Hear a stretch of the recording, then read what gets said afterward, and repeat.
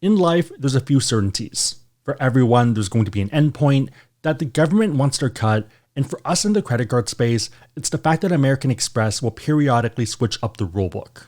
Today, we're going to look at some American Express rules that you need to know about for 2024. Some of them are going to be basic, while others are more complicated. The main idea is to maximize the value in your pocket. Before we dive into everything, big favor is to give this a thumbs up to help with the algorithm, and if you know anyone else that might be affected that this would help, then share this with them. Quick reminder, but American Express can add more rules later on in the year. If that does happen, I'll pin a comment down below walking you through the change and probably a link to another video. Okay, so the first rule we're going to look at, and the most impactful new one, is what I call the little brother rule. The main idea being that you want to feed them first to keep them happy. Some other blogs call this a family rule, but I think that is a bit confusing given how we use family rules for other issuers. This is something that popped up towards the end of 2023 and can play a pretty big role. It doesn't affect all cards yet, but I would kind of go into it with that expectation. Doing a quick example, American Express has 4 Delta cards on the personal side. The Delta Blue, the Delta Gold, Delta Platinum, and the Delta Reserve. If you look at the terms for the Delta Blue, you are not eligible if you have or have had any of the older brothers, including the Delta Gold, Delta Platinum, and the Delta Reserve. So for the Delta Blue, you are not eligible for this if you've had the Delta Gold. Looking at the terms for the Delta Gold, they don't care if you have the Delta Blue or ever have had it. They only care about the Delta Platinum and the Delta Reserve. You're fine for the Delta Gold as long as you haven't had the Delta Platinum. Likewise, for the Delta Platinum, they only care about the Delta Reserve and none of the little brothers. For the Delta Reserve as the biggest brother, they don't care about any of the other cards. Given this, looking at it objectively, you want to start with the smallest brother to maximize the number of cards and intro bonuses you can get. So you apply for the Delta Blue and then the Delta Gold and so on. This could be the difference between getting 1 bonus over there or 1, 2, 3, and then 4 over there. Playing it optimally, you'd want to feed the youngest brother first. Intro bonuses could easily be $500 to $1,000 per card, so it can add up. Next one, and a lot of people think of when they think of a family rule, is the 1 platinum rule. This was not always the case, and it's a relatively new rule. The idea is that you're only eligible for a welcome offer from one of the platinum cards. If you're applying for the regular platinum, you're not eligible if you have or have had the platinum from Charles Schwab or the platinum from Morgan Stanley. You technically still can get multiple, so this is a Charles Schwab one on top of it and then a regular one below it. You do need to get values though, and it's not for everyone. Okay, so if you can only get 1 intro bonus for the platinum cards, you want to make that intro bonus as big as possible. For most of us, this ends up being through card match. This leads into number 3, which is once in a lifetime. Let's go back to the Delta Reserve. You may not be eligible to receive a welcome offer if you have or have had this card or previous versions of this card. For our purpose, it means that you have 1 shot and you want to make it a good one, if not a great one. In practice, some people have gotten around this, but I wouldn't count on it. For example, some people have applied after 7 or 10 years and have gotten the bonus again. The issue though is that could easily change in the future because you're kind of planning 7 years out.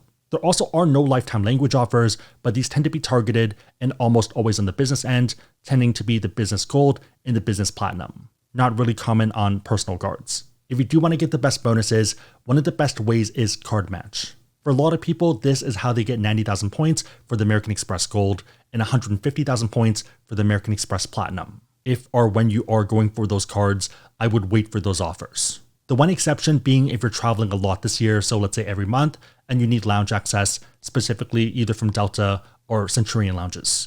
We did a full blog post walking through card match, and it should pop up if you Google card match AskSebby. I'll also link it down below. With that said, if you do want to learn about American Express cards, whether these ones or pretty much any other ones out there, and you want to support the channel, we do have links on the website, AskSebby.com, and also down below in the description box. With all of these, make sure that the cards are competitive, that the offers make sense for you, but otherwise, it is a huge way to support the channel, so thank you guys in advance. Speaking of applications, the 4th rule is 290. You can only be approved for 2 American Express credit cards in a 90-day period. This typically does not include cards without a fixed spending limit, such as the Platinum or the Gold. 2 cards in a day is possible, and that's more about your credit score and your history. Pretty straightforward, but it might be useful if you are going for a lot of cards due to a big purchase coming up. Number 5 is the 90-day platinum rule. The main idea being that you can get 1 platinum every 90 days. Note that in the past, this was more of a soft rule, but might be harder now. So for example, if you're applying for every single one of the platinum cards, the system might flag it as a duplicate. You can call in to get it pushed through, but it's also a very your mileage may vary type of situation. The agent might say that it's not possible, so in that case, maybe call back in later. It's definitely an edge case, but if you are someone that actively uses all the services and the credits, then it might make sense. The next one is going to be the 5 credit card limit. This one tends to be confusing for people given how we label cards and also that people's experiences can be different. For example, this is also known as the 456 rule because for different people, you might have different limits. No clue what causes it, but just so you know. Main idea here is that you can hold 5 American Express credit cards at a time. This does not include cards without a fixed spending limit, also known as hybrid cards. For example, the green card is considered a hybrid card. American Express has normal credit cards and these hybrid cards. The idea is that these cards are now hybrids since they have pay over time, and even on the back end, they do have limits. Examples of cards that would fall into this category include the green, gold, platinum, including Schwab, Morgan Stanley, as well as the standard, business green, business gold, business platinum, and also the plum, which is a business card.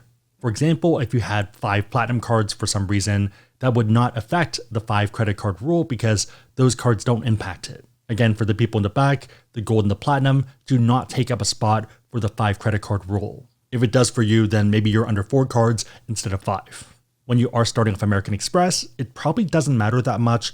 It does affect your velocity, but otherwise it's a non-factor. If you're like me though, and you're in the end game, then it can limit the cards that you can stack. So for me right now, I get a ton of value from my Hilton Aspire cards, and I'd happily have 10 of them. That's not possible given the 5 credit card cap, but it also brings up the topic of opportunity cost.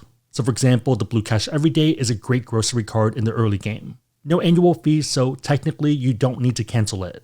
Fast forward 5 years and maybe the gold card now makes more sense because you value points and the multipliers.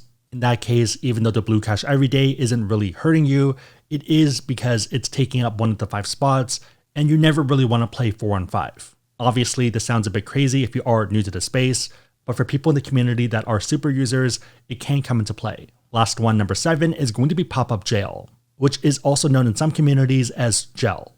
When you apply for an American Express card, there might be a pop-up that comes up based off your history with them. Based off your history of credit card balance transfers, American Express welcome offers, intro APR offers, number of cards you have open or closed, you are not eligible to receive the welcome offer. We have not yet performed a credit check yet, but would you like to proceed? You can still get the card, but you don't get the intro bonus. If you've done something egregious, then you're kind of screwed, but otherwise it's a wait and see. Egregious can range as well. Gaming to hit the intro bonus is a pretty good example of this, and same thing of canceling within the first 12 months of you getting the card. If in the past you've done something that they deem inappropriate, then they're slapping you on the wrist with pop-up jail. For things like upgrades and downgrades, in addition to pop-up jail, you might also get the points clawed back, and that's pretty normal. Also, if you've used the points, then you might have a negative balance. One of the biggest examples of this was back in 2019, where there was a wave of shutdowns for people who were doing self-referrals. So pretty much people using their own referral links in order to get additional bonuses. So those are the obvious ones, but you might also end up in pop-up jail if you don't spend enough money on your cards. American Express actually makes most of their money from swipe fees and not from credit card interest. They want a ton of people to spend money on their cards and ideally a lot of money and then pay off their cards. If you do end up in pop-up jail, the general best practice is to use your American Express cards for at least a few months. The number that's often thrown around in data points is about $500 to $1,000, but it is kind of a black box. Other people swear by smaller transactions on their cards, like $50 a month. However you want to slice it, they want to see that you're using their cards and not another issuer's. Okay, so how do you avoid pop-up jail? Generally speaking, you'd want to get American Express cards when you have higher disposable income. If you're someone in college, you're probably not spending as much as when you graduate and when you start to make money. Or maybe you are, but for most people, I don't think that's the case. Your mileage may vary, but it would suck to not be eligible for the 90K gold offer or the 150K platinum solely because you're not spending enough money on your Blue Cash every day. End of the day, take a step back and think of it like a sport. How do you best set yourself up to score? Do exactly that. Again, if you want to learn about cards, we do have links on the website, AskSebby.com, and also down below in the description box. If you made it to this point, leave a basketball emoji in the comments down below, and I'll try to heart it and respond. 2 questions for you. Number 1, what's your favorite American Express card? And number 2, how would you fill out your 5 credit card roster for American Express? Let me know and everyone else know in the comments down below. Big favor, give us a thumbs up, consider subscribing, share this with a friend, but otherwise, hope you liked it. See you next time.